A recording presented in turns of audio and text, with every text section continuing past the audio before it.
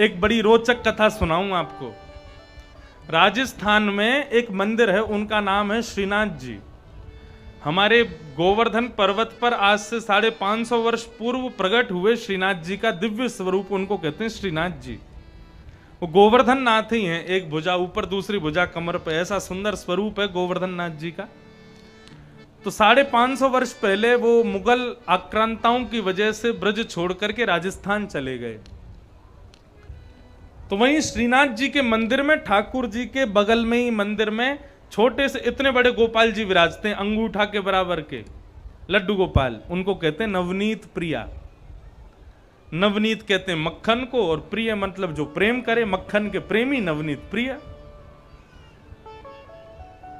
तो नवनीत प्रिया जी जो हैं ये रसोई घर में जाके भोग लगाते हैं।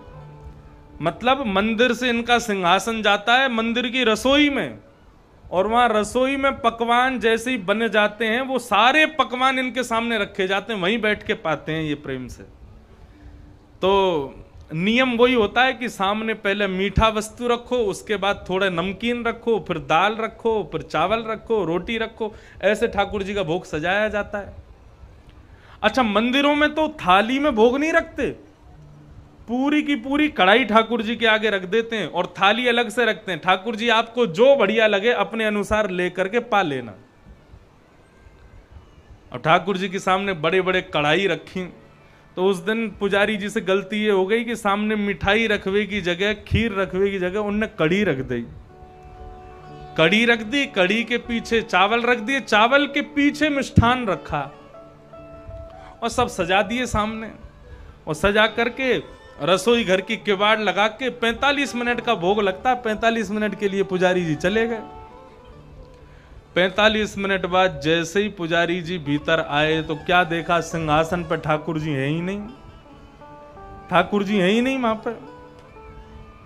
पुजारी जी बोले, अरे भैया ठाकुर जी कहां गए? पूरे मंदिर में हल्ला है, वो सब इकट्ठे है गए, ठाकुर जी कहां चले गए? कोई ने कही, बोले छोटे से ठाकुर जी हैं, है सके इनमें कढ़ाइयन में गिर गए हों, छानो। तो सिंहासन के आगे वाली जो कढ़ी की कढ़ाई ही कही जैसे ही छानी, तो जैसी छानी तो वहां में ठाकुर जी निकल आए। अब तो महाराज पुजारी जी बड़े जोर से हंसे, बोले अरे लाल जी को कढ़ी इतनी भा गई, इतनी बढ़िया लगी कढ़ी की वहां में कूद ही गए। अब तो भैया रोज कढ़ी बनेगी ठाकुर जी के काज। अब तो कोई भी उत्सव हो, कछु भी हो, रोज कढ़ी बन रही है, रोज ठाकुर जी के आगे कढ़ी रखी जावे। 10 दिन तक रोज कढ़ी रखी। तो 10वें दिन रात में सपने में, पुजारी जी के सपने में ठाकुर जी आ गए और रोने लगे जोर जोर से। पुजारी जी बोले, ठाकुर जी रो काई क्यों रहे हो? बोले मैं यहां मारे रो रहा हूं, तुम रोज कढ़ी को भोग लगा रहे हो। बोले मैं तो यहां मारे लगा रहा हूं, बाद में आप कढ़ी में कूद गए, इतनी बढ़िया लगी कि वहां में डूब ही गए, तो हमको लगी कढ़ी ज्यादा पसंद आ गई है, तो रोज कढ़ी को भोग लग रहा है। ठाकुर जी बोले, अरे मैं कढ़ी में कढ़ी खावे को ना कूदो, तो फिर काय को कूदे? बोले तुमने खीर दूर रख दी, मैं तो खीर खावे जा रहा हूं, बीच में कढ़ी पड़ गई, सुबह में गिर गो। अब तुमको लगी कि मुझको कढ़ी पसंद है तो रोज कढ़ी को भोग लगा रहे हो। भैया मैं तो खीर खावे जा रहा हूं। फिर पुजारी जी ने क्षमा मांगी, अरे हमसे अपराध है गयो। तब से फिर ठाकुर जी को मिठाई आगे रखी जाए, वाके पीछे नमकीन सामग्री रखी जाए। तो बंधुओं, ऐसे लाड़ लड़ाओगे ना घर के ठाकुर जी को, तो ठाकुर जी फिर मूर्ति नहीं लगेंगे, साक्षात ठाकुर जी लगेंगे, आनंद देंगे, सुख मिलेगा आपको। उनके प्रति ये भावना मत रखो कि ये मूर्ति है, इसके सामने भोग रखना नहीं। ये हमारे घर को लाला है, या लाला के काजे आज कहाँ नयो बना में, कहाँ बढ़िया बना में, कहाँ प्रेम सो बना में, जो काउदना ये पावे आ जाए। अरे वो कौन सी बाई, कर्मा बाई के पिताजी तीर्थ यात्रा पे गए, अपने गोपाल जी अपनी लाली को दे गए। बोले लाली रोज ठाकुर जी को भोग लगा के पइयो। कर्मा ने सोची कि रोज ये भोग खामेंगे, वाके बाद बचो कुचो हमें खानो है। यही पिताजी बता के गए। वाकू का पता ही कि सामने केवल थाली रख दी जाए और कुछ ना हो। कर्मा बाई रोज खिचड़ी बनाती बिना नहाए धोए, और बिना नहाए धोए खिचड़ी बनाती, दांतुन करती रहती, और वाकू लगती कि नीचे तक खिचड़ी जल रही होगी, तो दांतुन से ही चला देती वह खिचड़ी को, और वह खिचड़ी को पात्र में रख के अपने ठाकुर जी के सामने रखती। भोग लगा लो ठाकुर जी, बढ़िया बनी है, नमक मिर्च सब ठीक है ना, सो चाट के वो देख लेती, हाँ सब ठीक है पाओ। अब बाकू का पता भोग कैसा लगे। 10 मिनट 15 मिनट है गए, 1 घंटा है गया, ठाकुर जी ने भोग नहीं लगायो। करमेती बाई आई, हमारे पिताजी के हाथ से तो रज रज के पाओ, आज हमने बनाई है तो पानी रहे हो। अरे पिताजी कह के गए पहले तुम्हारो भोग लगानो फिर पानो, मुंह को भूख लग रही है, तुम खाओगे नहीं तब तक मैं ना खा सकूं, अब जल्दी तो भोग लगाओ। ठाकुर जी भोग नहीं लगा में तो कर्माबाई बोले रुक जाओ, पिताजी को आन दो, मैं पिताजी से कह दूंगी इन गोपाल जी को वापस कर आओ, दूसरे गोपाल जी लाओ। क्यों, ये भोग ही ना लगा मैं। वाह की ऐसी सहज सरल भावना की महाराज ठाकुर जी प्रकट है करके कर्माबाई के हाथ से खिचड़ी पाते। ऐसी कृपा हम पे कब होएगी ठाकुर जी की? ऐसी कृपा ठाकुर जी हम पे कब करेंगे? तब करेंगे जब हमारी भावना कर्माबाई जैसी शुद्ध हो, पवित्र हो, निर्मल हो। हम केवल ठाकुर जी को भगवान मान के उनकी सुबह शाम आरती बत्ती करते हैं, चना चनौरी को भोग लगाते, ठाकुर जी मिलेंगे कभी? कभी ना मिलेंगे। प्रेम से भोग लगाओ, प्रेम से सजाओ, प्रेम से, प्रेम को प्रधान रखो। और एक बात कह दूं आपको, यदि आपकी भक्ति में प्रेम प्रधान है ना, तो किसी से पूछने की जरूरत नहीं है कि हम कैसे भोग लगाएं, कैसे पूजा करें। तुम यदि प्रेम से जैसे करोगे ना, ठाकुर जी को वैसा स्वीकार है।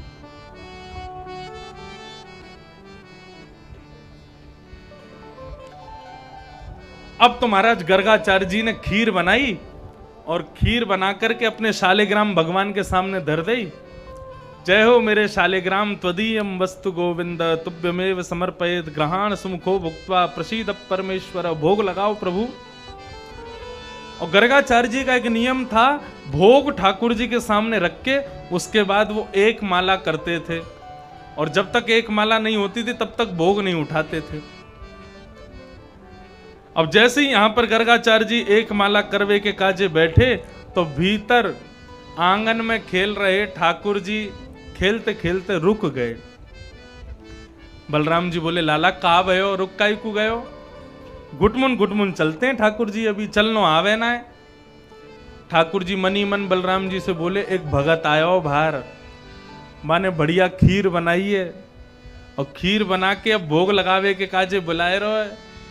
बढ़िया केसर डाली है, इलायची डाली है, बहुत सुंदर खीर बनाई है, अधोटा दूध में पकाई है, बढ़िया लग रही है। खूब सारी शक्कर डाली है, गुड़ डालो है, बढ़िया सुंदर, मुंह में पानी आ रहा हो मेरे तो। बलराम जी बोले तो लाला फिर इंतजार काहे को करो, जाओ जाके भोग लगाओ। ठाकुर जी बोले ठीक है अब ही जाऊं। अब तो गुटमुन चल के ठाकुर जी बाहर आए, और गर्गाचार्य जी की जो खीर बनी उनके ठाकुर जी की, वो उठा के ठाकुर जी पान लगे। बैठ करके लाल जी पान लगे। यहाँ गर्गाचार्य जी की जैसे ही माला पूरी भई, उनने माथे से लगा के माला रखी। जय हो मेरे गोपाल जी, सामने देखो तो खीर को पात्र गायब। अरे लाल जी इतनी बढ़िया लगी खीर, खा गए। लेकिन तभी जैसे ही बगल में देखो तो बगल में पूरा मोह सुनो भयो खीर थे, और लाला बैठ करके खीर पा रहे हैं, नंद के लाला। गर्गाचार्य जी बोले राम राम राम, मेरे ठाकुर जी की खीर, मेरे ठाकुर जी को भोग झूठो कर दियो, पूरा भोग उठा करके यहीं झूठो करके खा लियो। अरे यशोदा जल्दी आ देख, तेरे लाला ने कहा कि मेरे ठाकुर जी के भोग को झूठो कर दियो याने। यशोदा मैया दौड़ी दौड़ी आई, आकर के बोली बाबा क्षमा कर दो, छोटो लाला है, बाकू लगी होगी बढ़िया मीठी वस्तु है, या हमारे खा गए हो उठा के, बाकू अभी पता ना है कि भोग के बीच में उठा में ना है, आप क्षमा कर दो, गुस्सा मत होइयो। गर्गाचार्य जी बोले फिर से गोबर का चौका लगाओ, फिर से नई सामग्री लाओ, सब झूठा हो गया, फिर से बनाऊंगा, फिर से भोग लगाऊंगा। ठाकुर जी गर्गाचार्य जी को देखने लगे, बोले बड़ो विचित्र बाबा है, पहले भोग बनावे, भोग लगावे के काजे बुलावे, हम भोग लगावे काजे आ जाएं तो मैया तो शिकायत कर दे। गर्गाचार्य जी ने फिर से 2-2.5 घंटा में साफ सफाई करवा के फिर से खीर बनाई। नई खीर बना के ठाकुर जी को पधराई। बोले ठाकुर जी छोटा सा बालक है, अबोध बालक है, जानता नहीं, आपकी खीर खा गया, झूठा कर दिया, आप फिर से भोग लगाओ। और फिर से भोग लगा करके वो माला करवे बैठे, इतने में भीतर खेल रहे ठाकुर जी फिर रुक गए। बलराम जी बोले कावे हो लाला? बोले भगत ने फिर से खीर बनाई और अब की बार पहले तो ज्यादा स्वादिष्ट बनाई है। तो कावे हो? बोले मेरो तो मन कर रहा हो खावे को। बलराम जी बोले लाला मत जावे, फिर से शिकायत कर देगो मैया। तो बोले करन दो, शिकायत हो जाएगी लेकिन जीव स्वाद तो मिल जाएगा। तो फिर जाके लगाया भोग। ठाकुर जी घुटमुन गए, जाकर के पात्र उठाया, पात्र उठा करके पान लगे, खूब आनंद आ रहा हो ठाकुर जी को। इतने में गर्गाचार्य जी की आंख खुली। अब तो महाराज आग बबूला हो गए। गर्गाचार्य अपने ठाकुर जी को उठाने लगे। बोले अरे यशोदा, तेरे देख लाला ने फिर से मेरे ठाकुर जी की खीर झूठी कर दी। अब मैं नहीं रुकूंगा, मैं अपने ठाकुर जी को लेके गौशाला में जाऊंगा, दूर जाकर के मां भोग लगाऊंगा, यहां नहीं रुकूंगा। यशोदा मैया चरणन में गिर गई। बोले जैसे तैसे आप पधारे वृंदावन, हमारे घर को पवित्र करवे के काजे रुके भय हैं। या बालक की या लीला पे आप कोपित मत हो, नाराज मत हो प्रभु। वो तो बड़ी गरीमत मारो कि आपके शालिग्राम नहीं खाए हमारे लाला ने, नहीं तो ये तो भगवान को भी खा जाए। नंद बाबा शहद ते स्नान करामे, गीते स्नान करामे, तो याकू लगे कि शालिग्राम मीठो है गयो होगो, सोई आके मुंह में धर ले शालिग्राम में। आपके ठाकुर जी छोड़ दिए, या बात की बड़ी मेहरबानी है, नहीं तो अब ये लाला कछु ना कहेगो, मैं आपको कमरा में बंद कर दूंगी, आप फिर से भोग लगाओ। गर्गाचार्य जी तीसरी बार भोग लगाने के लिए बैठे। मैया यशोदा ने कन्हैया को ले जा करके कक्ष में बंद कर दिया। अब तो जंगला पे खड़े होकर के ठाकुर जी देख रहे हैं गर्गाचार्य जी को। बोले बाबा बार बार हमारी शिकायत कर दे, तू अब के बुला, अब के बताऊं तो मैं। अब 1 वर्ष को बालक जब गुस्सा करे ना तो बड़ो प्यारो लगे, बड़ो सुंदर लगे। ठाकुर जी इतने सुंदर लग रहे हैं, गुस्सा कर रहे हैं गर्गाचार्य जी पर। बोले अब के बुला तू। अब के गर्गाचार्य जी ने फिर से खीर बनाई। जंगला में से ठाकुर जी देख रहे हैं और गर्गाचार्य जी उनको देख देख के बढ़िया बढ़िया वस्तु और डाल रहे हैं। वहां में इलायची डाल रहे हैं, गुड़ डाल रहे हैं, शक्कर डाल रहे हैं, केसर डाल रहे हैं, गुलाब जल डाल रहे हैं। ठाकुर जी के मुंह में और पानी आ रहा है। गर्गाचार्य जी बोले अब खा के दिखाओ। बोले तू भोग तो लगा, हम अवैया में। गर्गाचार्य जी ने अब के भोग लगाया। वो हे गोहे ठाकुर जी, और नन्ना बालक अबोध बालक है, अब नहीं आएगा, आप प्रेम से भोग लगाओ। और जैसे ही माला जपने के लिए बैठे, ठाकुर जी नीचे उतरे, जंगला से किवाड़ खोली और निकल करके घुटमुन चल के बाहर आए। और जैसे ही खीर को पात्र उठायो और जैसे ही पानो शुरू कियो, गर्गाचार्य जी के तुरंत नेत्र खुले। जैसे ही नेत्र खुले तो नन्हे से बाल कृष्ण प्रभु ने शंख चक्र गदा पद्म धारण करके चतुर्भुज रूप में दर्शन करा दिया। एक भुजा से स्वयं खीर खाने लगे, उसी भुजा से गर्गाचार्य जी को खीर खिलाने लगे। नन्हे से बालक की 4 भुजाएं प्रकट हो गईं। ये दृश्य देख करके गर्गाचार्य जी नतमस्तक हो गए, दंडवत हो गए। बोले प्रभु क्षमा कर दो, मैं आपके रूप को पहचान नहीं पाया। भगवान बोले अब क्षमा मत मांगो, इधर आओ। और जो झूठी खीर ठाकुर जी स्वयं पा रहे थे, वो अपनी ही झूठे हाथ से खीर लेकर के अब गर्गाचार्य जी को खिला रहे हैं। गर्गाचार्य जी तो आंखों से अश्रुपात करने लगे, आनंदित हो गए। जय हो भगवान, आपकी बड़ी कृपा।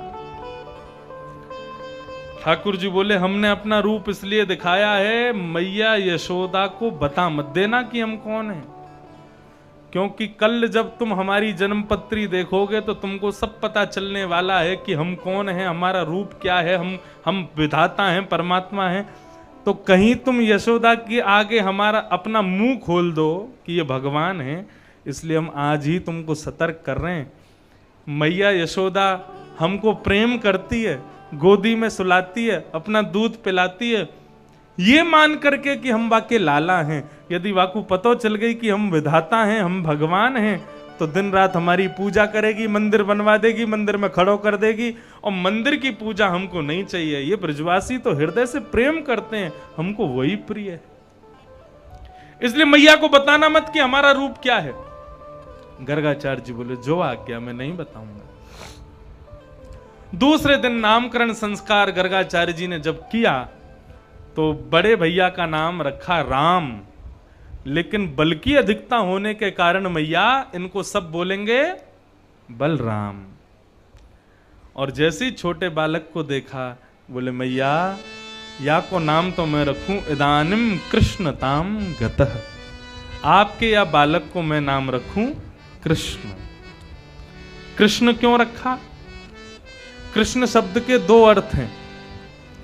कृष्ण शब्द का पहला अर्थ है काला या सांवला, भगवान का रंग है इसलिए उनका नाम कृष्ण है। लेकिन कृष्ण शब्द का यदि संधि विच्छेद करो तो कृषि शब्द किसके लिए होता है? किसान। मतलब किसान केवल किसानी करने वाले को किसान नहीं कहते, पृथ्वी पर जन्म लेने वाले प्रत्येक मानव को किसान ही कहा जाता है। जो पृथ्वी से जीता है उसको किसान कहते हैं। तो कृषि और ण है नस्तु निवृत्तिवाचक।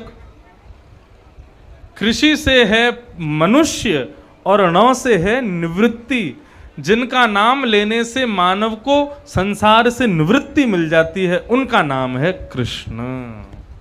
इसलिए भगवान का नाम रखा गया कृष्ण। ये भगवान का नाम रखा गया। अब तो ठाकुर जी 1 बरस के है गए, कृष्ण नाम रख दियो। धीरे धीरे सब कन्हैया कृष्ण कन्हैया कह कर पुकारते हैं। एक दिन ठाकुर जी दौड़े दौड़े आए और आकर के मैया से बोले मैया। नंद बाबा के पास जाकर के बोले बाबा। बलराम जी के पास जाके बोले भैया। अब तो महाराज यशोदा मैया, नंद बाबा और बलराम जी तो नाचन लगे। बोले आज लाला ने हमारो नाम बोलो है। पूरा ब्रजमंडल इकट्ठो है गयो, सब आ करके अपनो नाम बुलवा रहे हैं। लाला मेरो नाम बोलियो। सो ठाकुर जी तोतली भाषा में वाको नाम बोलें, वाको नाम उच्चारण करें। सब लाला को गोदी में लेकर के नाच रहे हैं। लाला पूरे विश्व को बुलवाने वाला आज बोलना सीख रहा है। ये अद्भुतता है। श्री सूरदास जी महाराज वर्णन कर रहे हैं अपने पद में। कहने लगे मोहन मैया मैया, कहने लगे मोहन मैया मैया, कहने लगे मोहन मैया मैया, कहने लगे मोहन मैया मैया।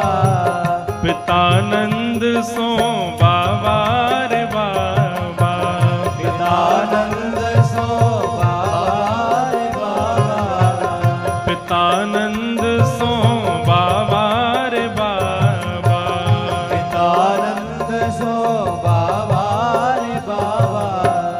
और हलधर सो भैया, और हलधर सो भैया,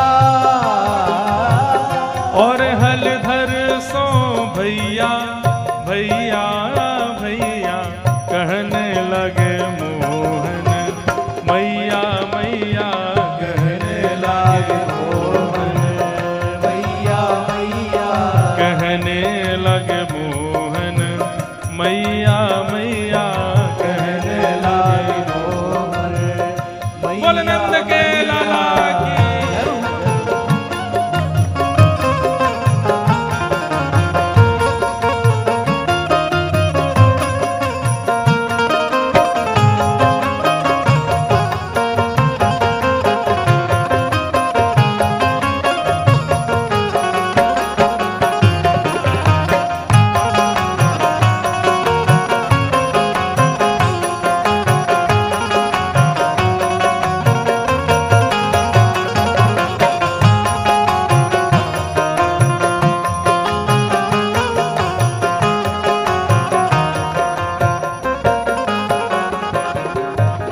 ऊंचे चढ़ चढ़ कहत यशोदा, ऊंचे चढ़ चढ़ कहत यशोदा, ऊंचे चढ़ चढ़ कहत यशोदा, ऊंचे चढ़ चढ़ कहत यशोदा। ले ले नाम कन्हैया, ले ले नाम कन्हैया,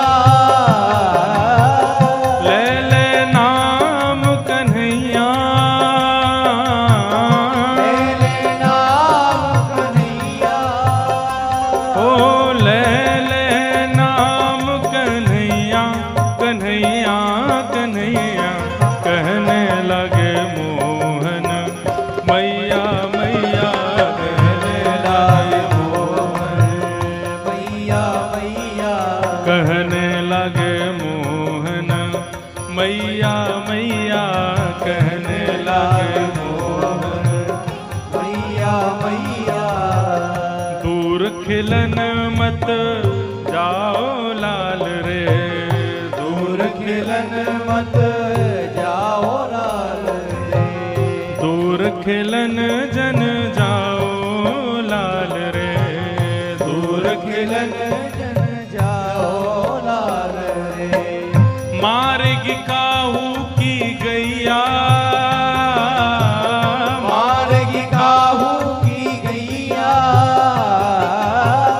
मारेगी काहू की गैया, गैया गैया कहने लगे मोहन, मैया मैया कहने लगे मोहन, मैया मैया। कहने लगे मोहन, मैया मैया कहने लगे मोहन। बोल नंद के लाला की।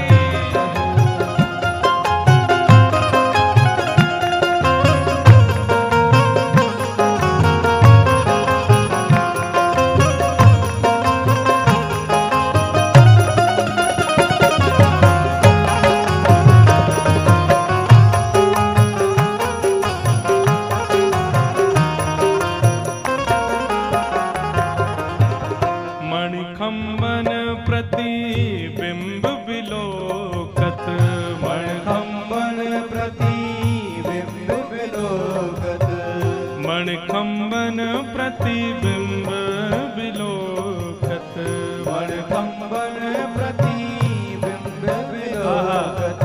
कितना सुंदर वर्णन कर रहे हैं ठाकुर जी। जब नंद भवन में धीरे धीरे चल करके जाते हैं तो ठाकुर जी चलना कैसे सीख रहे हैं? एक खंबा को पकड़ करके खड़े रह जाएं और फिर वहां से दूसरे खंबा के पास जामें। अब दूसरे खंबा में ठाकुर जी जब मणि में अपनो प्रतिबिंब देखें, जब खुद को देखें तो खुद को देख करके ठाकुर जी नाचन लग जामें, अलग अलग मुद्रा बनामें। कभी सिर पे हाथ रखें, कभी कमर पे हाथ रखें, कभी दोनों कंधान पे हाथ रखें। अपने आप को देख करके ठाकुर जी नाच रहे हैं। सूरदास जी वर्णन कर रहे हैं, मणिखंबन प्रतिबिंब विलोकत, मणिखंबन प्रतिबिंब विलोकत। हो नाचत कुंवर कन्हैया, नाचत कुंवर कन्हैया, नाचत कुंवर कन्हैया, कन्हैया कन्हैया कहने लगे मोहन, मैया मैया कहने लगे मोहन, मैया मैया। कहने लगे मोहन, मैया मैया कहने लगे मोहन। मैया मैया। ओ सूरदास प्रभु तुमरे दरस को, सूरदास प्रभु तुम्हारे दरस को, सूरदास प्रभु तुमरे दरस को, सूरदास प्रभु तुम्हारे दरस को। चरणन की बलि जैया, चरणन की बल जैया, चरणन की बल जैया, जैया जैया कहने लगे मोहन, मैया मैया कहने लागे मोहन, मैया मैया। कहने लगे मोहन, मैया मैया कहने लगे मोहन, मैया मैया। कहने लगे मोहन, मैया मैया कहने लगे मोहन, मैया मैया। कहने लगे मोहन, मैया मैया कहने लागे मोहन, मैया मैया। ऐसे महाराज जी ठाकुर जी धीरे धीरे मैया भैया बाबा कह के पुकार रहे हैं। अब लाल जी है गए 3 वर्ष के, और जैसे ही 3 वर्ष के भये अब तो महाराज ऐसी चौकड़ी भर के भागे। कभी या घर में, कभी वाह घर में, कभी कोई गोपी के पास, कभी कोई गोपी के पास। यशोदा मैया सुबेरे लाला को उठा के ब्यारू करा, नाश्ता करा दे, के बाद लाला को भोजन कहीं होवे, ब्यारू कहीं होवे। ऐसा ठाकुर जी आनंद कर रहे हैं। श्रृंग्यग्निड्यंश्च जल द्विज कंटके। श्री सुखदेव जी महाराज ने श्लोक के एक पद में ठाकुर जी के सारे ऊधम बता दिए। कैसो कैसो ऊधम मचा में ठाकुर जी। श्रृंगी गैयान के सींगन ने पकड़ ले, और एक सींग पे ठाकुर जी, दूसरे सींग पे बलराम जी। अब सींग को पकड़ के गैया के सिर को हिलाने लगे। जैसे ही गैया खड़ी है जाए तो दोनों लटक जामे। अब सींगन पे जब दोनों लटक जामे तो गैया उनको लेके भागे कहां पे, जहां गोबर को ढेर होवे। गैया भी खेले ठाकुर जी के संग, लेके जामे और जाकर के गोबर के ढेर के पास जाकर के, और गैयान के सींग में घी की और मक्खन की मालिश होवे रोज। तो चीकने चीकने सबरे सींग हैं गैयान के। ठाकुर जी जैसे पकड़े और गैया खड़ी है जाए तो ठाकुर जी को हाथ फिसलन लगे। इतने में गैया गोबर के ढेर के पास चली जावे। ठाकुर जी को हाथ जैसे ही छूटे तो गले गले गोबर में जाके ठाकुर जी गिर जामे। फिर के मैया बचैयो, अरे मैया मुकु निकारियो। मैया के लाला मुकु तो ऐसा लगे तो पूर्व जन्म को सूकर दिखे। कितनों नवाए दो, कितनों तैयार कर दो, कितनों सजाए दो, आके या गोबर में ही खेले। ठाकुर जी बोले हाँ मैया तो को ना पता, मैं पूर्व जन्म को सूकर हूं, पहले बरा बन के आया हूं मैं, अब कृष्ण बन के आया हूं। श्रृंगी अग्नि से खेलते हैं। चूल्हे में जलती हुई लकड़ी को निकाल करके और फिर बलराम जी के पीछे भागेंगे। ला मेरी गेंद दे, ते मेरी गेंद चुराई। बलराम जी फिर गेंद दे दें। ऐसे ऐसे ऊधम मचा में श्रृंगी अग्नि ड्यमष्टि। ड्यमष्टि गलीन में जो कुकर सूकर डोले कहाँ हैं, ठाकुर जी इनके पीछे भाग के दौड़ के और बंदरन को और कुकरन को पकड़ करके उनके ऊपर बैठ जामे और फिर उनके मुंह को खोलें। फिर उनके दांत गिने कितने दांत हैं आके, और फिर बाद दांत को गिन के नीम की दांतन तोड़ के लामे, बंदर के मुंह में नीम घुमा दें, बंदर को दांतन कराए दें। श्रृंगी अग्नि ड्यमष्टि जल में खेलते हैं, नदी में कूद जाते हैं। फिर मैया से कहते हैं मैया बचाइयो। यशोदा मैया आवेगी, लाला मुंह को हाथ पकड़ा अपनो। जैसे मैया को हाथ पकड़े तो मैया को भी खींच लें, फिर वही नदी में मैया को भी कुदा दें। द्विज ब्राह्मणों के साथ में खेलते हैं ठाकुर जी। कैसे खेलते हैं ब्राह्मणन के संग? पूजा खेल खेलें ठाकुर जी सब अपने ग्वाल बालन के संग में। खूब सारे पत्ता सूखे ने इकट्ठो करके वहां में आग लगा दें और फिर चारों तरफ ग्वाल बाल बैठ जामे और सूखे सूखे चूरा बना के सूखे पत्तान को, और फिर ठाकुर जी कहें अब जब मैं कहूँ स्वाहा तो सबरे डाल दी हूँ। बोले हाँ ठीक है। ऐसे मंत्र बोलेंगे उल्टो सीधो, स्वाहा सबरे डाले मामे स्वाहा। सब बालक पूछें लाला या हवन करबे तो का होएगो? बोले मलूक सी छोरी ते ब्याह है जाएगो हम सबन को। ऐसा ठाकुर जी ऊधम मचा में। एक ग्वाला बोले लाला हम लोग यज्ञ हवन तो कर रहे हैं, लेकिन जब तक ब्राह्मण भोजन नहीं कराएंगे तब तक हवन पूरा ना मानो जाए। भगवान बोले ठीक है आज ब्राह्मणों को निमंत्रित कर आओ। सब ब्रजवासी गए ब्राह्मणों के पास। ग्वाल बाल ब्राह्मणन के पास गए और जाके बोले अरे भैया आज भोजन मत बनवाइयो घर में। बोले क्यों? बोले आज हमारे लाला ने यज्ञ कियो है और वह यज्ञ की प्रसादी पावे के काजे आपको आनो है। अब सब ब्राह्मण मनी मन सोचें, बोले नंद भवन में भोजन है, इसका मतलब 2-4 सामग्री नहीं 56 प्रकार की सामग्री बनेंगी। और हम कितनों मना करते रहे नंदरानी यशोदा जबरदस्ती बहुत सारो खवाए दें। तो भैया कहा करेंगे, बोले आज दोपहर को भोजन मत करो और सवेरे को नाश्ता मत करो, सीधे रात में ही भोजन पाएंगे। घरवारी तो कहती बोली अरे सुनो, बोले हाँ बताओ, बोले आज भोजन मत बनाइयो। बोले क्यों? नंद बाबा के यहाँ प्रसादी है, भोजन है। घरवाली बोले अरे तो फिर बढ़िया है, डिब्बा ले जाइयो, हमको भी ले आइयो, हम भी वही पालेंगे। बोले हाँ वो तो लानो ही पड़ेगा, खिलाई इतना दें कि कछु सामान बांध के लानो पड़े। अरे सुनो तो, बोले हाँ नेक नमक को पानी दो। बोले नमक को पानी क्यों चाहिए? बोले भाई पीवे तो भूख और ज्यादा तेज है जाए, शाम को जामेंगे सो बढ़िया रोटी सब्जी मालपुआ और महाराज क्या बढ़िया बढ़िया सामग्री बने नंद भवन में, तो वो पाके आमेंगे। अब तो ब्राह्मण सुबह से नमक को पानी पी रहे हैं, ऐसी भूख लग रही है महाराज तेज। इतने में ही शाम को समय भयो, ब्राह्मणन में नेक नेक छान घोट लई, तो भूख और ज्यादा तेज है गई। अब जैसे ही नंद भवन पहुंचे, पीलो पीलो चंदन लगा के इत्र लगा करके सब ब्राह्मण देवता पहुंच गए। नंद रानी यशोदा ने जैसी देखी इतने सारे ब्राह्मण पधारे, नीचे आके सबको प्रणाम कियो। बोले आज मेरे द्वार पर इतने सारे ब्राह्मण देवता पधारे, मैं सबन को प्रणाम करूं। बोले मैया खुशी रहो, अब तो सहन न है रही, जल्दी पवाओ। यशोदा मैया बोली कहा पवाओ? मैया आज तुम्हारे यहाँ यज्ञ भयो ना, हमको आमंत्रण आयो कि वह यज्ञ की प्रसादी पावे के काजे ब्राह्मणन को आनो है, तो हम सब तो आए हैं भाई के मारे। मैया जोर से हंसी, बोले मेरे यहाँ कोई यज्ञ ना भयो, मेरे यहाँ कोई प्रसादी ना है, आप लोगन को कोई ने गलत समाचार दे दियो है।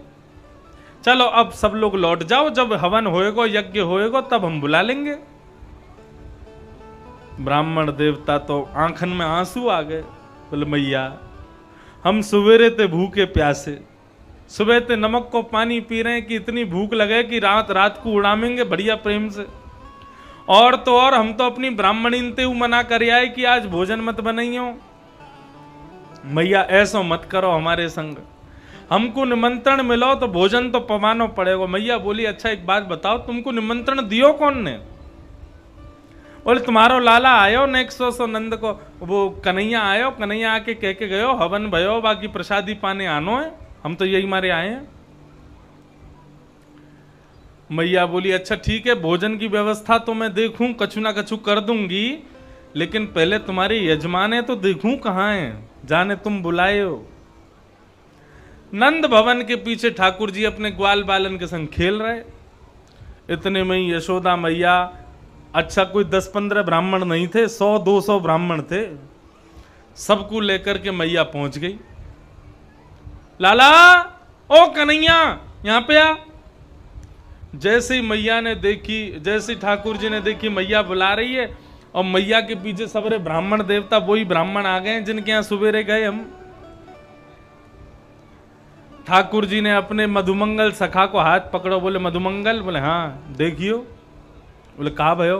बोले ये तो सच में आ गए सबरे, हम तो झूठे को न्योता दे के आए इनको, हमें क्या पता ही सांची को आ जाएंगे।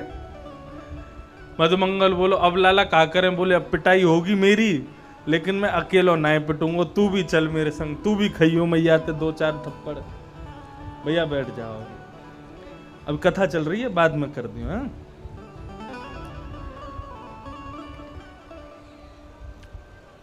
तू भी पिटियो मेरे संग।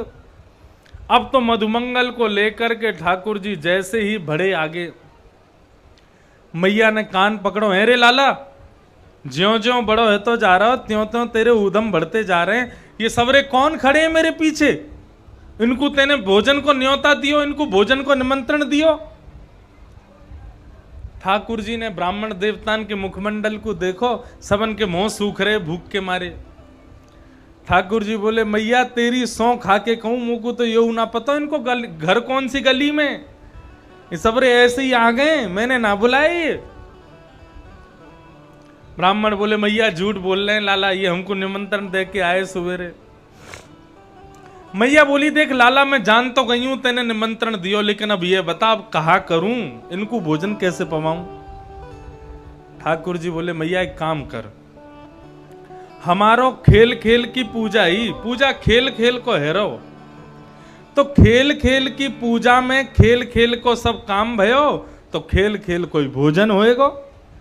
ये सब भी सूखे सूखे पत्ता हाथ में उठा करके बोल दें कि अरे भैया मोहन थार बहुत बढ़िया बनी है, पूरी सब्जी बहुत बढ़िया बनी है, अरे वाह बढ़िया रायता बहुत जोर को बनो है। जैसे बिना मंत्रण के बिना सामग्री के हवन भयो वैसे बिना पकवानन के इनको भोजन है जाएगा, है गो काम बराबर। ऐसो ऐसो ऊधम मचा में ठाकुर जी। अब तो महाराज ठाकुर जी सब ग्वाल बालन के संग खेलें। ठाकुर जी बोले एक बात बताओ रे भैया, सबरे हम गोकुल में रहे, मैं और दाऊ दादा तो ऐसे हट्टे टगड़े, तुम सबरे इतने पतरे पतरे काईकू हो। सब ग्वाल बाल बोले लाला तोकू तो बढ़िया माखन मिश्री खावे को मिले, हमको थोड़ी मिले। ठाकुर जी बोले क्यों, तुमको क्यों ना मिले? गोकुल में इतनी सारी गैया, हर घर में गैया है, क्यों ना मिले तुमको? ग्वाल बाल बोले लाला मथुरा को राजा कंस है ना, वहां ने सब ब्रजवासीन पर प्रतिबंध लगा रखो है, कोई भी अपने घर में गौरस रख ना सके। जितनो मक्खन घी दही दूध सब होवे ना वहां में से नेक हम रख सकें, बाकी को सब हमको मथुरा भेजनो पड़े कर के रूप में, टैक्स के रूप में। यदि हम मक्खन दूध घी दही यदि मथुरा नाए भेजें और यदि वाकई सैनिक आकर के हमारे घर में देख लें कि भाई दूध मक्खन घी दही रखो है, तो वो मृत्यु दंड दे में या हमारे घर वाले हमको मक्खन दूध दही खान ना दें। अब तू तो राजा को बेटा है, नंद बाबा राजा हैं ब्रजमंडल के, तो को तो सब खावे पीवे को मिले, हमको थोड़ी मिले। भगवान ने मनी मन सोचा कि भाई मथुरा के इस कंस को तो हम बाद में देखेंगे, पहले ब्रजवासियों को मक्खन मिश्री खवाया जाए। ठाकुर जी बोले तो राजी राजी नहीं मिलता तो चोरी करके खाओ। तुमको राजी से यदि मक्खन मिश्री दूध दही नहीं मिलता तो चोरी करके खाया करो।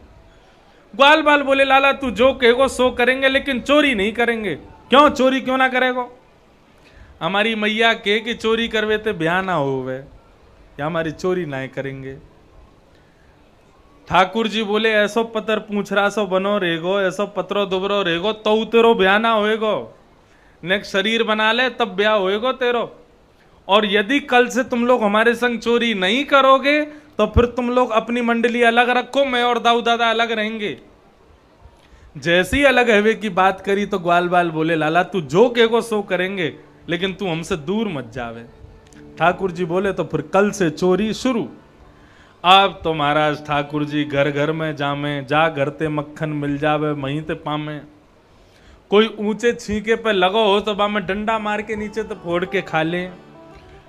कोई घर में जामे नीचे ग्वाल बाल खड़े हो में, वाके ऊपर 4 ग्वाल बाल, वाके ऊपर 3 ग्वाल बाल, सबके ऊपर ठाकुर जी और फिर माखन खामे, नीचे सबन को खवामे और स्वयं खामे सो ख्वामे, मरकान भोक्षण बंदरन को भी खवामे।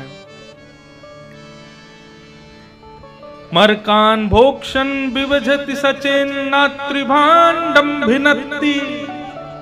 और इतना ही नहीं करते हैं, कहीं बचा कुचा, जैसे पेट भर गयो सबन को, अब माखन बच गयो तो भगवान बोले अब ये बचो भयो माखन मथुरा कंस के पास में जावेगो तो कहा करूं, नात्री भांडम भिनत्ति, वह बचे भय माखन की मटकी को भी फोड़ दे में।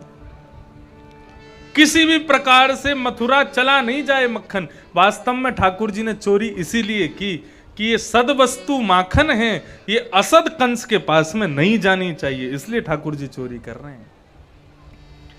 ठाकुर जी जानते हैं कि कल को सब मुंह को चोर कह के बुलाएंगे, लेकिन मेरे ब्रजवासीन के काजे, मेरी गौ माता की सद वस्तु के काजे यदि मैं चोर कहलाऊं तो वो को राजी है, लेकिन मैं मथुरा नहीं जान दूंगा।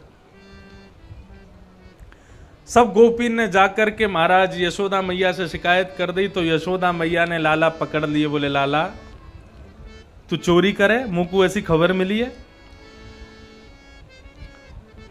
ठाकुर जी बोले मैया ना ही सबरी झूठ बोल रही है, मैं चोरी ना करूं, सब प्रमाण दे दिए। मैया ने बोले सबने प्रमाण दिए, सबूत दिए कि तू चोरी करे। तो ठाकुर जी कहने लगे, बोले मैया मैं चोरी ना करूंगा, लेकिन मेरी एक बात मान ले तू। क्या कह रही हैं?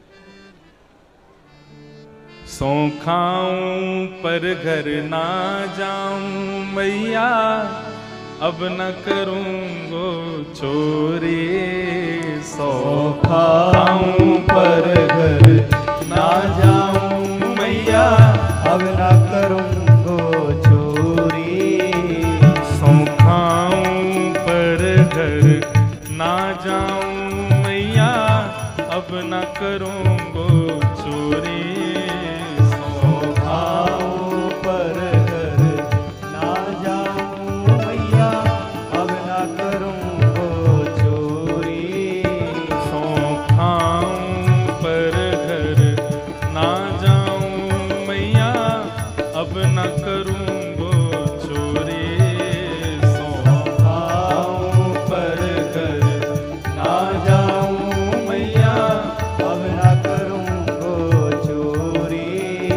पर सांची कह कब लावेगी तू दुल्हन मोको गोरी। सांची कह कब लावेगी मैया, मोको दुल्हन गोरी। पर सांची कह कब लावेगी तू मोको दुल्हन गोरी। साची कह कब लावेगी तू, मोको दुल्हन गोरी। ठाकुर जी मैया से कह रहे हैं, मैया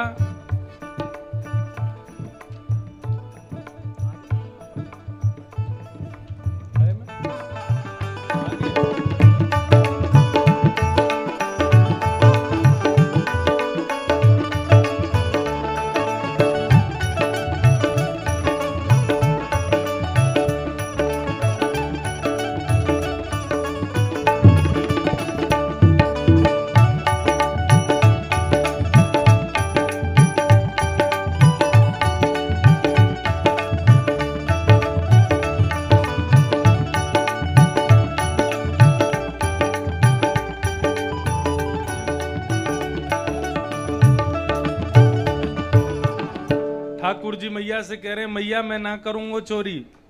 सौ खा के कह रहा हूं, सौगंध खा के कह रहा हूं, लेकिन तू मोको एक वचन दे। बोले कहा?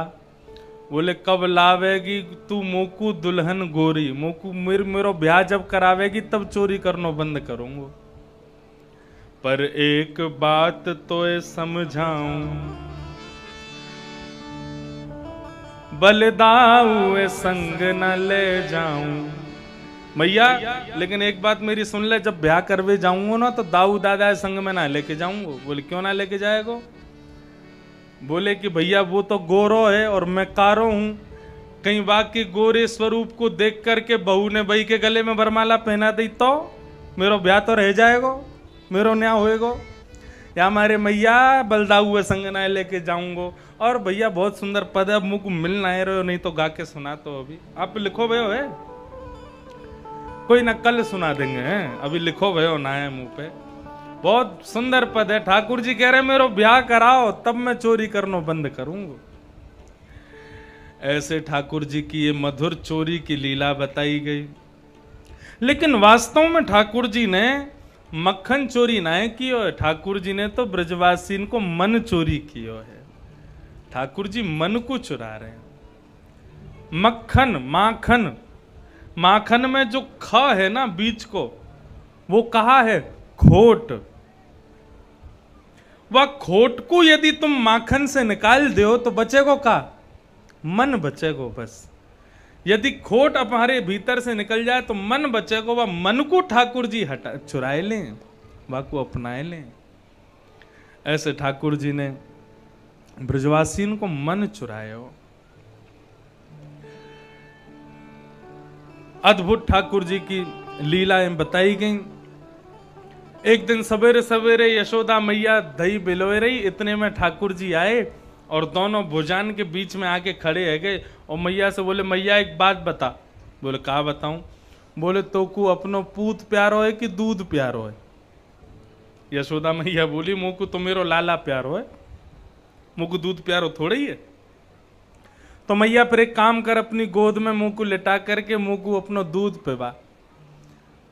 4 वर्ष के है गए कन्हैया, लेकिन अबऊ मैया को ही दूध पीवे और मैया की गोद में लेट करके मैया को दूध पीने लगे। बंधुओं, इतने में ही सामने अंगीठी पे जो गैया का दूध औंट रहा था, उसने मन में विचार किया कि आज ठाकुर जी मेरा भोग नहीं लगाएंगे, आज ठाकुर जी मुझे स्वीकार नहीं करेंगे, और यदि आज ठाकुर जी मुझे स्वीकार नहीं करेंगे तो मैं जीवित रह करके क्या करूं। और अंगीठी पे पक रहे उस दूध ने स्वयं को नष्ट करना शुरू कर दिया। उफन करके वो दूध बाहर आकर के गिरने लगा। जैसी मैया ने देखा कि सामने दूध उफन रहा है, बाहर आ रहा है, तो ठाकुर जी को दूर पटक करके मैया गई और बाद दूध को संभालन लगी। ठाकुर जी इतने में खड़े है गए, मैया झूठ बोले मोते कि मुँह को मेरो लाला प्यारो है, और बाद दूध को देख के मुँह छोड़ के पटक के भग गई बा के पास। तू मैया अभी मेरे रूप को ना है जाने, बड़े बड़े योगी, बड़े बड़े तपी, बड़े बड़े तपस्वी योगी मेरे दर्शन के काजे 3-3 युगन तक तपस्या करें, तब भी मेरो एक क्षण को दर्शन होवे, और मैं तेरे यहाँ लाला बन के आया हूं, तेरे संग खा रहा हूं, पी रहा हूं, सो रहा हूं, आनंद कर रहा हूं, तू मेरे मूल को ना समझ पा रही है। बंधुओं, कहने का अभिप्राय, जो ठाकुर जी जाके घर में आ जामे ना, फिर ठाकुर जी चाहे कि वो सदा सर्वदा मेरे पास रहे, मुंह से दूर नहीं जावे। एक तो मैं तेरे घर में आयो और तू मुंह को अकेलो छोड़ के चलो जाए। लोग बाग शादी में जामे और अपने घर में तालो लगा जाएं, ठाकुर जी को अलमारी में बंद कर जाएं और उनके सामने सूखे चना चनोरी धर जाएं। ठाकुर जी हम तो जा रहे हैं मालपुआ खावे, तुम चना चनोरी ते काम चलाइयो। ऐसे ठाकुर जी कभी मिलेंगे? अपने ठाकुर जी को सदा अपने संग रखो। भक्त दूर होवे वो ठाकुर जी को प्रिय नहीं है। हमारे छोटे से लाल जी हैं, हमारे संगी ही चले। अभी हम भिंड में रुके हैं तो भिंड आए हुए हैं। आप पूछोगे तो 4 घंटा के काजे आप यहाँ कथा करवे आओ, वो क्या करें? अरे 4 घंटा उनके सबरे ग्वाल बाल वहीं प्रकट है जाएं, माँ उनकी गैया बछड़ा बछिया हाथी घोड़ा सब उनके सामने रखे रहें। जैसे हम किवाड़ बंद करके आमे सोई ठाकुर जी प्रकट है जाएं, गैया प्रकट है जाएं, बछड़ा प्रकट है जाएं, ग्वाल बाल फिर माँ ऊधम मचामे सबरे। कभी बिस्तर पे कूदें, कभी सोफा पे कूदेंगे, पूरे कमरा में ऊधम मचावेंगे। जैसे ही हम वापस पहुंच जाएंगे सोई फिर से अपने सिंहासन पे बैठ जाएंगे। तो 2-4 घंटा के काजे ठाकुर जी को ऊधम को समय मिल जावे या हमारे कथा में आ जाए। हम अपने ठाकुर जी को कथा में ना लेके जामे। जो लोग टीवी पे कभी कथा सुनते हो वो कभी देख लियो, कभी कथा में हमारे ठाकुर जी नाम है, बहुत कम। क्यों? क्योंकि वही 4 घंटा ही तो मिले उन्हें ऊधम मचावे को। अब जा रहे होंगे, खकोर रहे होंगे, कहाँ धरो है, कछु मीठो धरो है, का कछु नमकीन धरी है, का बिस्किट कहाँ धरे हैं, सब खोल रहे होंगे। और जैसे ही यहाँ कथा की आरती होवेगी सोई सबनते बोलेंगे ए मधुमंगल वगैरह सब रे हो भैया, जो जो फैलायो सब व्यवस्थित कर दो। क्यों? आ रहा होगो लौट के। ये सब भाव है।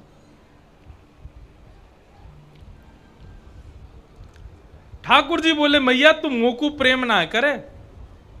इतने में ठाकुर जी छोटा सा एक पत्थर उठा के लाए और मैया जा हंडी में दही बिलोए रही। ठाकुर जी ने ला करके वह पत्थर को मारो और वो हंडी फोड़ दी। और एक बड़ो सा डंडा लेके गए, गौरस भंडार में जितनी हंडी गौरस की सब फोड़ दी ठाकुर जी ने। बोले तो को दूध प्यारो ना, ले सब तेरे दूध है बहा दूंगा आज मैं। यशोदा मैया ने जैसे ही ये दृश्य देखो मैया को क्रोध आयो। बोले ज्यों ज्यों बड़ो है तो जा रहो कन्हैया, त्यों त्यों ऊधम करतो रे। अगर याकू मैंने दंड नहीं दियो, ने डांटो फटकारो नहीं तो बिगड़ जाएगो। लालनाथ बहुवो दोषात ताड़नाथ बहुवो गुणा, तस्मात् पुत्रम च शिष्यम च ताड़ेत न तु लाड़ेत। शास्त्राज्ञा करते लाड़ करने में बहुत ज्यादा दोष होते हैं और ताड़ना करने में बहुत ज्यादा गुण होते हैं। इसलिए चाहिए पुत्र और शिष्य के लिए माता पिता ज्यादा लाड़ ना करें, ताड़ना करके रखा करें। थोड़ी थोड़ी ताड़ना करते रहोगे तो बालक बिगड़ेंगे नहीं। यशोदा मैया पीछे पीछे दौड़ रही है, छड़ी लेके आगे आगे ठाकुर जी दौड़ रहे हैं। आज तो कुछ छोड़ूंगी नहीं, ज्यो ज्यो बड़ो है तो जा रहा ऊधम करता रे, आज तो कुछ छोड़ूंगी नहीं, आज तो को अच्छे से हाथ दिखाऊंगी। ठाकुर जी आगे आगे दौड़ रहे हैं, मैया पीछे पीछे दौड़ रही है। एक जगह जाके ठाकुर जी को पकड़ लियो और ला करके उखल से बांध दियो। 3 बार तो ठाकुर जी बंधे ही नहीं, रस्सी छोटी पड़ जाए बार बार। इतनी बड़ी बड़ी रस्सी मैया लेके आवे, लेकिन जैसे ही बांधवे को बैठे सोई रस्सी छोटी पड़ जाए। ठाकुर जी मानो मैया को बता रहे हो, मैया मैं विधाता हूं, मुंह को कोई बांध ना सके। लेकिन जैसे ही मैया के मुखमंडल पर पसीने देखे, ठाकुर जी ने प्रश्वेत के बिंदु देखे, श्रमित होती हुई मैया को देखा, तो ठाकुर जी प्रेम आतुर हो गए। और जैसे ही प्रेमातुर ठाकुर जी हुए, सोई रस्सी बंध गई और ठाकुर जी उकल से बंध गए। मानो भक्त के हृदय में जब तक प्रेम प्रकट नहीं होगा तब तक वो भक्त ठाकुर जी को बांध नहीं सकता। ठाकुर जी मानो ये बता रहे हो कि मुझे यदि कोई बांध सकता है तो केवल प्रेम पाश में बांध सकता है। प्रेम की रस्सी से मैं बंधता हूं, उसके अलावा मुझे कोई बांध नहीं सकता। ठाकुर जी बंध गए। अब मैया तो वहां से चली गई, ठाकुर जी धूप में खड़े हैं। इतने में ठाकुर जी को लगी आगे 2 वृक्ष खड़े हैं यमलार्जुन के, इनके नीचे जाके न छाया में खड़े हो जाऊं, तो खिसक खिसक के ठाकुर जी आगे गए। यमलार्जुन वृक्ष 2 निकल रहे थे, बीच में थोड़ी जगह थी। ठाकुर जी उनके बीच से जैसे ही निकलने लगे, ठाकुर जी के अंग का स्पर्श होते ही दोनों वृक्ष टूट करके गिर गए और कुबेर के पुत्र नलकुवर और मणिग्रीव दोनों उस वृक्ष में से प्रकट हो गए। प्रकट होकर के उन्होंने भगवान की स्तुति गाई।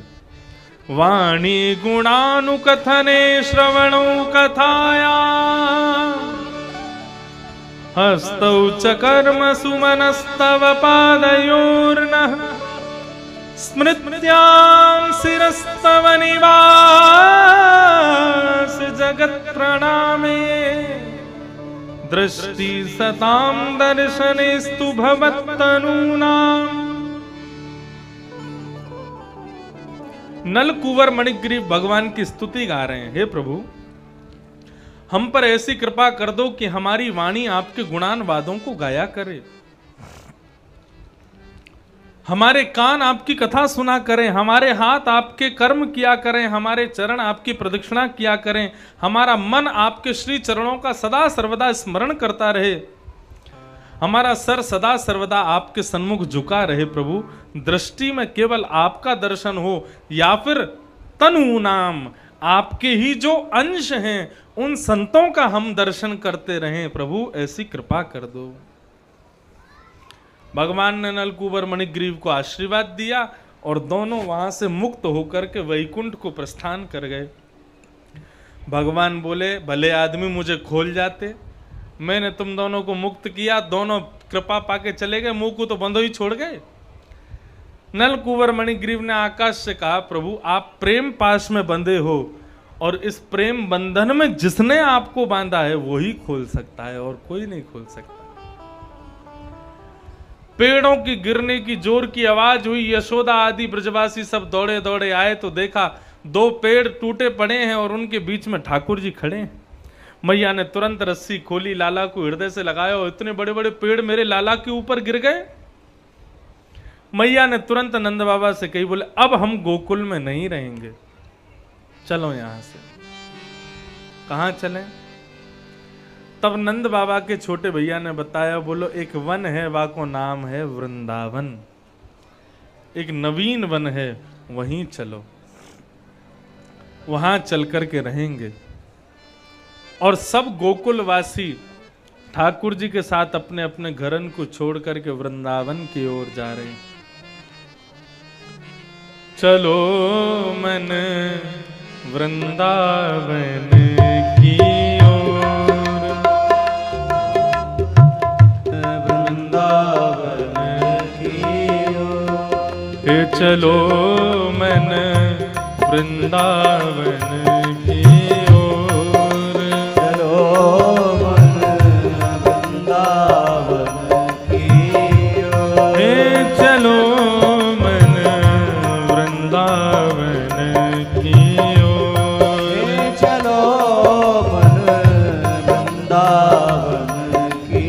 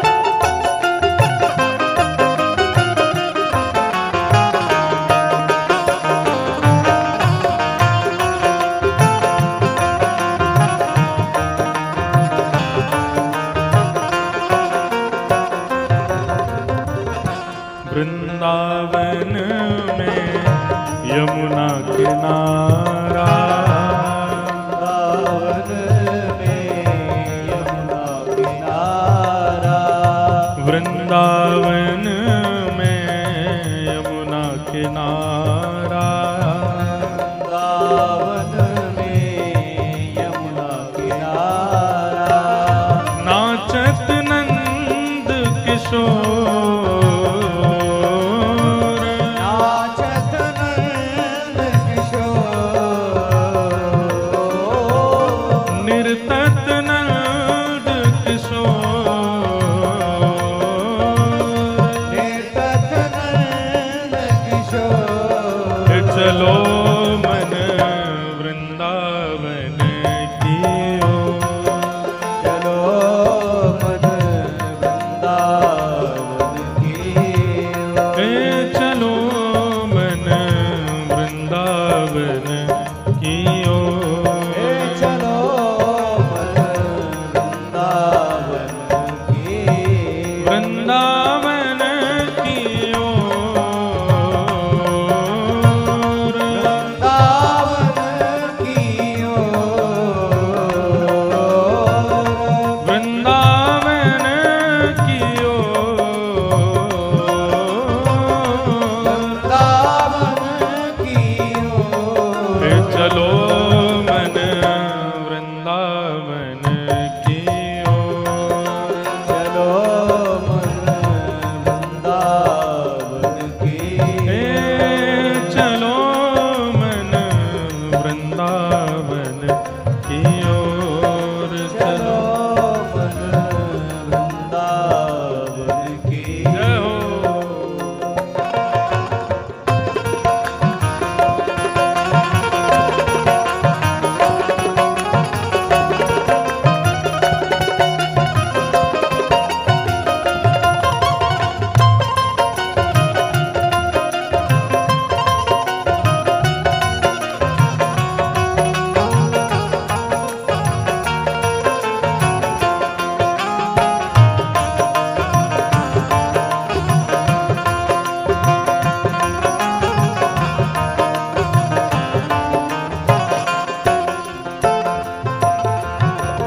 जहाँ विराजत राधा रानी, यहाँ विराजत राधा रानी, जहाँ विराजत राधा रानी, जहाँ जहाँ विराजत राधा रानी, नटवर नंद किशोर, नटवर नंद किशोर,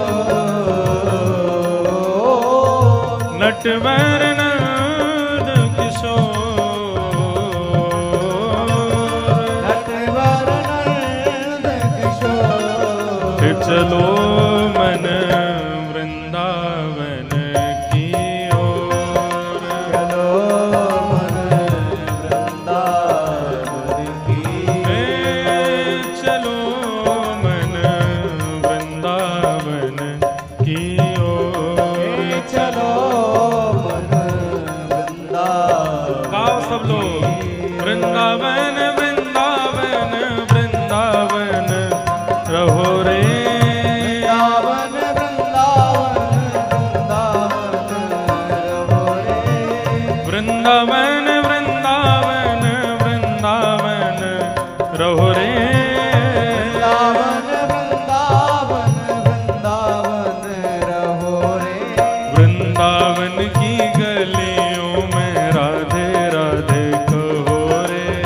वृंदावन की गलियों में राधे राधे कहो रे, श्री वृंदावन की गलियों में राधे राधे कहो रे, वृंदावन की गलियों में राधे राधे कहो रे, जय राधे राधे राधे जय राधे राधे राधे जय राधे राधे राधे जय राधे राधे राधे जय राधे राधे राधे जय राधे राधे राधे जय राधे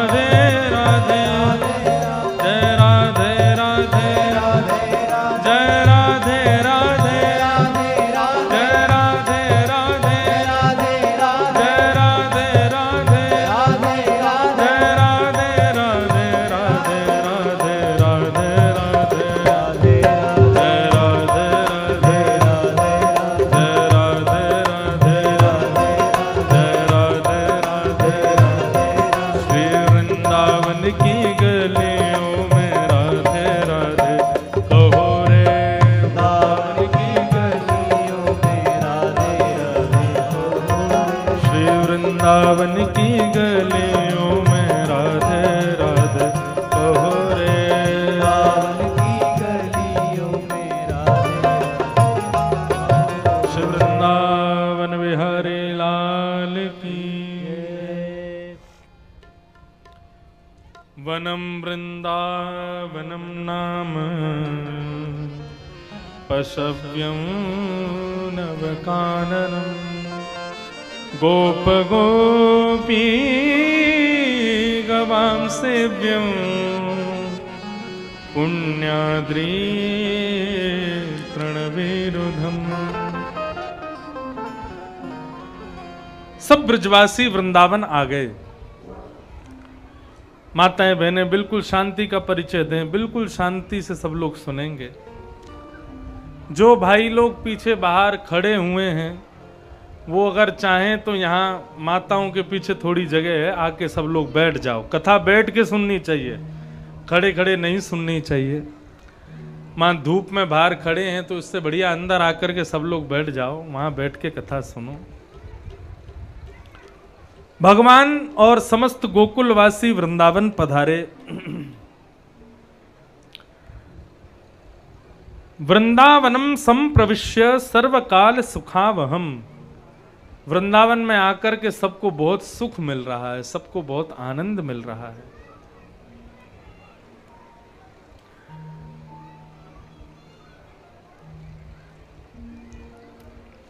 वृंदावन आकर के ठाकुर जी रहने लगे। एक दिन ठाकुर जी ने अघासुर का वध किया। अघासुर एक अजगर सांप के रूप में आया था। इतना विशाल मुख खोल लिया कि लोग सब ग्वाल वालों को लगने लगा कोई गुफा है। अंदर प्रवेश कर लिया तो जैसे ही अंदर प्रवेश किया उसने अपना मुख बंद कर लिया, विष उगलने लगा मुख में। सब ब्रजवासी मूर्छित हो गए। ठाकुर जी ने उसके कंठ में जाकर के अपने शरीर को इतना फुलाया, बीच से अघासुर फट गया और सारे ब्रजवासियों की रक्षा हो गई। लेकिन अघासुर को मारने की ये बात ब्रजवासियों ने, सब ग्वाल बालों ने घर पर जाकर के एक एक वर्ष के बाद बताई। मतलब जैसे मानो आज भगवान ने अघासुर मारा और उसके एक वर्ष पूर्ण होने के बाद ब्रजवासी जब अपने घर जा रहे हैं तो कह रहे हैं मैया आज लाला ने अजगर मारो, सांप मारो। एक वर्ष का लंबा समय, इतना समय क्यों लगा सब ब्रजवासियों को? एक वर्ष पुरानी बात एक वर्ष बाद क्यों बताई? तब कहते हैं कि ब्रह्मा जी सब ग्वाल बालों का हरण करके ले गए थे। क्यों हरण करके ले गए थे? ठाकुर जी समस्त ग्वाल बालों के साथ में वन में भोजन कर रहे थे। और कैसे भोजन कर रहे थे? विभ्रद वेणुम जठर पटयो श्रांगवेत्रे च कक्षे वामे पाणे मृषण कवलम तत्फलम लांगुलेषु तिष्ठन् मध्ये स्वपरिसृहिदो हासयन् नर्मभिस्वे स्वर्गे लोके मिषति विभुजे यज्ञ भुक् बालकेली।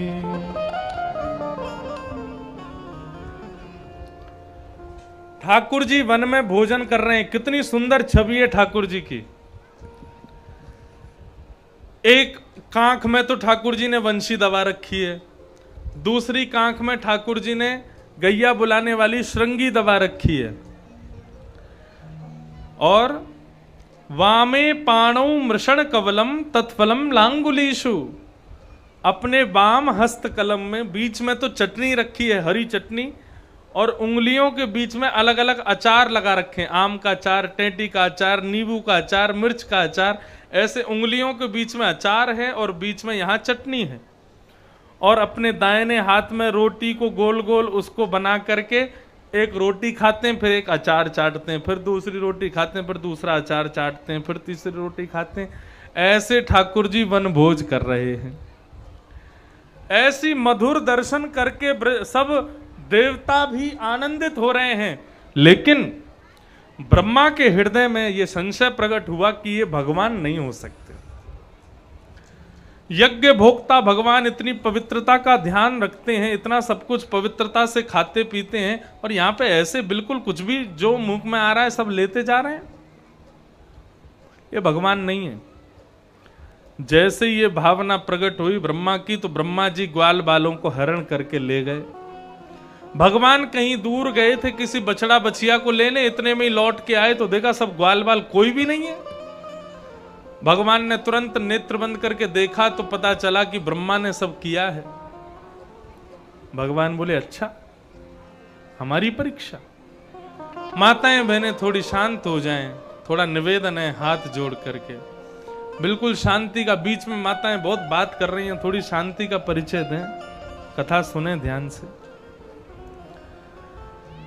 ब्रह्मा जी सब ग्वाल बालों का हरण करके चले गए। ठाकुर जी ने सब ग्वाल बालों का रूप धारण स्वयं कर लिया, और जितने ग्वाल बाल हरण किए ब्रह्मा ने सब बन करके भगवान घूमने लगे। भगवान सबका रूप धारण करके घूमने लगे। अब 1 वर्ष बाद जब ब्रह्मा को लगा कि वो बहलूपिया कृष्ण अब रो रहा होगा अपने ग्वाल बालों की याद में, जाके देखूं उसको। जैसे ही ब्रह्मा जी आए नीचे, तो जितने ग्वाल बालों को हरण करके ऊपर ले गए थे वो सब नीचे घूम रहे थे। ब्रह्मा जी बोले माए बाप, ये तो बहुत बड़ा अपराध हो गया हमसे, हमने तो बहुत बड़ा गलत कर दिया। ये तो जितने ग्वाल बाल हरण किए सब यहां प्रकट हो गए, इसका मतलब तो ये भगवान है। लेकिन भगवान ने एक लीला की। ब्रह्मा जी जैसे ही पृथ्वी पर देखने के लिए आए कि ग्वाल बाल हैं कि नहीं, इतने में ही स्वयं श्री कृष्ण ब्रह्मा का रूप धारण करके ब्रह्मलोक चले गए, और ब्रह्मा जी के द्वारपालों से कह गए यदि कोई दूसरा बहलूपिया हमारे जैसे दिखने वाला ब्रह्मा आवे तो मार पीट के भगा देना उसको। अब ठाकुर जी तो भीतर ब्रह्मा बन के बैठ गए। असली ब्रह्मा पहुंचे, असली ब्रह्मा पहुंचे तो द्वारपालों ने किवाड़ लगा दिए। द्वारपालों ने दरवाजे बंद कर दिए। बोले कौन हो तुम? बोले हम ब्रह्मा हैं। कौन हो क्या पूछते हो? बोले अरे तेरे जैसे ब्रह्मा बहुत देखे हमने, हमारे असली ब्रह्मा तो भीतर बैठे हैं, तू भाग यहां से। पूरी वृत्तांत जब बताया तब ब्रह्मा जी ने स्वीकार कर लिया कि मैं नकली ब्रह्मा हूं। बोले असली वही हैं जो भीतर बैठे हैं, एक बार मुझे उनका दर्शन करा दो। बोले रुक जा पूछ के आते हैं। भीतर जाके पूछा, बोले ठाकुर जी वो नकली ब्रह्मा खड़ा है बाहर, क्या करना है? बोले लेके आओ। जैसे ही ब्रह्मा जी भीतर प्रवेश किए तो सबको तो भगवान ब्रह्मा के रूप में दिख रहे थे, लेकिन ब्रह्मा को भगवान साक्षात नारायण के रूप में दिख रहे थे। जैसे ही दर्शन किया चरणों में प्रणाम करते हुए क्षमा मांगने लगे। बोले प्रभु मुझे क्षमा कर दो। नौमिड्यते प्रभु पुषेटडिदंबराय गुंजावतं सपरिपेच्छल सन्मुखाय वन्यस्त्रजे कवलवेत्र विशाल वेणु लक्ष्मश्रिये मृदुपदे पशुपांकजाय। स्तुति गाई ब्रह्मा जी ने भगवान की, लेकिन भगवान ने उनको क्षमा नहीं किया। और भगवान समस्त ग्वाल बालों को लेकर के ब्रह्मलोक से पुनः पृथ्वी पर आए तो सबको पता ही नहीं चला कि हम मूर्छित हो गए थे, हमारा हरण हो गया था। सबने आज जाकर के अपने अपने घरों में बताया कि मैया लाला ने सांप मारो, जबकि मारा 1 वर्ष पहले था। ऐसी ये लीला हुई। ठाकुर जी धीरे धीरे बड़े पौगंड अवस्था में प्रवेश कर गए। 6 वर्ष से 10 वर्ष के बीच की आयु को पौगंड अवस्था कहते हैं। ठाकुर जी अब गैया चराने के लिए जाते हैं, और जब गैया चरा करके लौटते हैं तो गायों की धूल में धूसरित होकर के आते हैं। मैया उनकी आरती उतारती, ऐसी मधुर स्वरूप ठाकुर जी का सब दर्शन करते हैं। धेनुकासुर एक गधे के रूप में राक्षस आया, भगवान ने बलराम जी के द्वारा धेनुकासुर का वध करवाया। क्यों करवाया? बड़ी सुंदर कथा है। ठाकुर जी को अब नींद नहीं आती रात में। क्यों? बोले यमुना में एक नाग प्रवेश कर गया, उसका नाम है कालिया नाग। जब तक उसको यमुना से भगा नहीं देंगे तब तक हमको चैन नहीं पड़ेगा। लेकिन कालिया नाग को कैसे भगा में? क्यों? हमारे जो बड़े भैया हैं बलराम जी, ये भी शेष नाग हैं, शेष नाग के अवतार हैं। अब इनके सामने दूसरे नाग को मारेंगे तो ये देख नहीं पाएंगे, हमको मारने नहीं देंगे। एक नाग दूसरे नाग को मारने देगा? कभी नहीं मारने देगा। ऐसा क्या करें कि किसी दिन खेल में ये हमारे साथ नहीं जावें तो हम कालिया नाग को मारें। तभी ग्वाल वालों ने कहा कि लाला एक बगीचा है, वहां में एक राक्षस रहे, वहां को नाम है धेनुकासुर, वो गधा के रूप में है। हम लोग वहां खेलवे जामे तो वो हमको दुलत्ती मारे, लाला तू वाकू मार दे। ठाकुर जी बोले हमने सबरे राक्षसन को मारवे को ठेका ले रखो है का? एक आध राक्षस को बलराम जी से उमरवाओ। बलराम जी बोले हाँ हाँ कितना बड़ा राक्षस ले आओ, हम तो छोटे मोटे राक्षस हैं, पूतना आदि हमारे लाला को दे दें, बड़े राक्षस आएंगे तो हम मारेंगे। बलराम जी को लगा कि आज हम राक्षस मारने जाएंगे तो जैसे राक्षस को लाला मारता है तो पूरा ब्रजमंडल कंधे पर लेकर के घूमता है लाला को, सब जय जयकार करते हैं, कृष्ण कन्हैया लाल की जय, नंद के लाला की जय। ऐसे सब लोग मेरी भी जय जयकार करेंगे जब मैं राक्षस मार के आऊंगा। लेकिन ठाकुर जी ने एक बड़ा सुंदर खेल रचा, श्री दामा को संग में भेजा। बोले काम करो। क्या? बोले जैसे धेनुकासुर को ये मार देना, तुम पूरे ब्रजमंडल में आके ये हल्ला मत मचाना कि बलराम जी ने राक्षस मारा, तुम ये कह देना बलराम जी ने गधा मारा, बस। बोले उससे क्या होगा? बोले उससे ये होगा कि भाई गधा मारा, ये सुनकर के कोई इनकी प्रशंसा तो करेगा नहीं, सब हंसी उड़ावेंगे और ये हमसे नाराज हो जाएंगे। ये नाराज होके कल हमारे संग घूमने नहीं जाएंगे, कल ही कालिया नाग को हम मार देंगे। और ऐसा ही हुआ, धेनुकासुर का वध करके जैसे ही बलराम जी लौटे तो श्री दामा आगे आगे जय जयकार करता हुआ चल रहा है, बलराम जी की जय हो, बोल नंद के लाला की जय हो, बोल रोहिणी नंदन कने बलराम की जय हो। बलराम जी फूले नहीं समा रहे हैं, बोले आज हमारी आरती होगी, माला पहनाएंगे, ब्रजवासी खूब पुष्प वर्षण करेंगे, हमने राक्षस मारो। लेकिन श्री दामा इतने में ही चौकड़ी भर के आगे भागो और पहले ही जाके सबंते बोले बलराम जी आ रहे हैं। बोले तो का गधाए मार के आ रहे हैं और सबंते यूं कह रहे हैं मैंने राक्षस मारो है। तो जैसे ही बलराम जी वृंदावन में आए तो गोपियां सब घूंघट कर करके हंसने लगी। बलराम जी बोले हंस क्यों रही हो, हमारी आरती उतारो, माला पहनाओ, पुष्प वर्षा करो, हमने राक्षस मारो। सब गोपियां बोली अरे बातन ने मत बनाओ, हम सब जाने तुमने गधा मारो, तुमने कोई राक्षस थोड़े ही मारो। इतनी हंसी उड़ाई बलराम जी की तो बलराम जी यशोदा मैया से जाके बोले मैया मुझको सब पता हो, ये हंसी मेरी कौन ने करवाई है? बोले कौन ने करवाई? बोले तेरो जो छोरा बैठो का है ना लाला नंद को, ये कन्हैया या ने मेरी हंसी करवाई है। ठाकुर जी लड़ने लगे बलराम जी से, हम बे मैंने हंसी करवाई है, तुम गधा मारोगे तो सब यही कहेंगे गधा मारो। हमारी तरह पूतना राक्षसी मारते, हमारी तरह और राक्षस मारते तो समझते, अब गधा मारोगे तो फिर क्यों कैसे समझेंगे सबकी राक्षस मारो। बलराम जी बोले मैया तू आज हमारा निर्णय कर दे, कलते मैं कन्हैया के संग खेलवे नहीं जाऊंगा। मैया बोली ना तू बड़ा है तो को संग में रहना चाहिए। बोले मैं बड़ा हूं तो का मेरा आदर सम्मान तो करे ना है, मैं ना खेलूंगा या के संग। ठाकुर जी बोले हाँ कल से हम भी इनके संग नहीं खेलेंगे। ठाकुर जी मन ही मन सोचने लगे दाऊ दादा बस एक दिन तुम रुक जाओ, परसों तो हम तुम्हें मना लेंगे, बस कल हमको अकेले जान दो। और दूसरे दिन ठाकुर जी अकेले ग्वाल वालों के संग दूसरी तरफ गए, बलराम जी दूसरी तरफ गए और ठाकुर जी सीधे पहुंच गए कहां? काली दह पे। मधुमंगल की गेंद को ऐसे मारा ठाकुर जी ने, वो जाके यमुना में गिर गई। मधुमंगल हट करने लगा, मुझे तो वही गेंद चाहिए। ठाकुर जी बोले देख ले वही गेंद चाहिए तो हम कदम पर चढ़ के कूद जाएंगे अभी। मधुमंगल बोला अरे हम बे कूदेगो तू, ये काली दे कालिया नाग रे यहाँ पे, तू ना कूदेगो, बस बातन ने बना रहा है। इतने में ही ठाकुर जी तो महाराज चढ़ गए वृक्ष पे और वृक्ष से एक छलांग मार के सीधे काली दह में कूद गए। मधुमंगल आदि सब घबराए, दौड़ करके सब ब्रजवासियों को बुला लाए। ठाकुर जी भीतर गए, भीतर जाकर के कालिया नाग के फन पर सिर पधरा दिया, उसके मुख से विष निकलने लगा, रक्त निकलने लगा।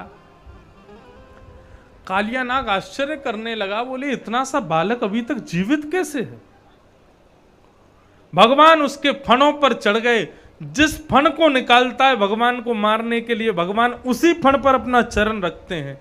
101 फन है कालिया नाग के, भगवान उन 101 फणों पर इतनी द्रुत गति से कूद रहे हैं कि आकाश में देवताओं को लगने लगा भगवान शायद नृत्य कर रहे। इंद्र मृदंग बजाने लगे, ब्रह्मा जी कांसे बजाने लगे, नारद जी वीणा बजाने लगे, सरस्वती अलाप लेने लगी, आकाश मार्ग में देवी देवता सब गंधर्व जन गान बजान करने लगे। इतने में ही ठाकुर जी तांडव नृत्य कर रहे हैं कालिया नाग के ऊपर। ऐसी मधुर छवि का दर्शन सब लोग कर रहे हैं। कालिया नाग के प्रत्येक मुख से विष की जगह रक्त जब निकलने लगा, तब नाग पत्नियों ने भगवान की स्तुति गाई, बोले प्रभु हमारे पति को छोड़ दो। खूब सुंदर स्तुति गाई नाग पत्नियों ने। न नाक पृष्ठम न च सार्वभौमम् न पारमेष्ठ्यम न रसाधिपत्यम न योग सिद्धे अपुनर्भवं भा वाञ्छन्ति यत्पादिरज